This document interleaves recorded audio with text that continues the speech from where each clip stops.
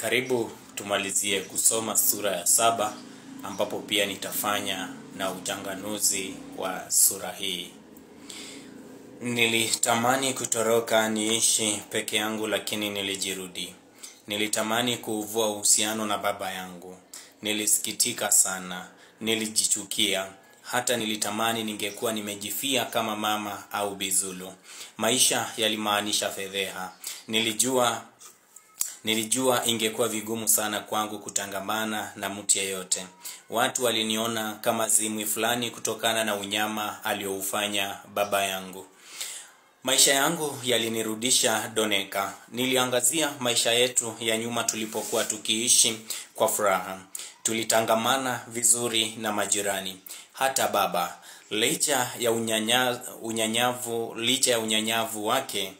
unyamavu wake, alipendwa na watu kutokana na cheo chake cha ualimu pale na Kitare. Sikuelewa kwa nini alikubali kuwa mwanamgambo na kuiletea familia yetu donda la lawama.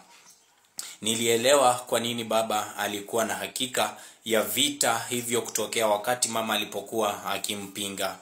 Nilirejesha akili zangu kwa mzee Msambale. Alikuwa akitokwa na machozi saa ile. Sikuelewa kwa nini alikuwa akilia. Nilihofu kuona mtu mzima akilia mbele yangu. Sasa alithibitisha mambo yote aliyokuwa akidhani ni uvumi tu. Nilitaka kutoka mara moja mahali pale lakini nilishindwa. Ningewaaga vipi? Nilijisemea kimoyomoyo kwamba singerudi tena kwa mzee Msambale.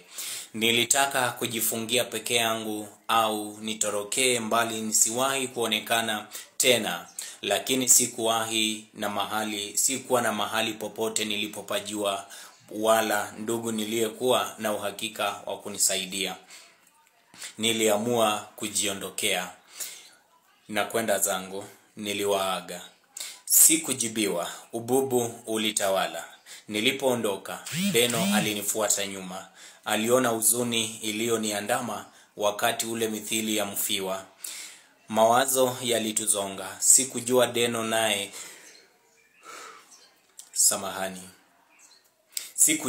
Deno naye alifikiria nini. Sikutaka kumuuliza. Sikuwa na uwezo wa kumzuia alivyofikiria. Deno hakuwa na ile furaha yake ya kawaida. Alikuwa amezama katika mawazo. Kwa hivyo tumemaliza usomaji wa sura ya 7 ambapo kuna baadhi tutaanza na kuangazia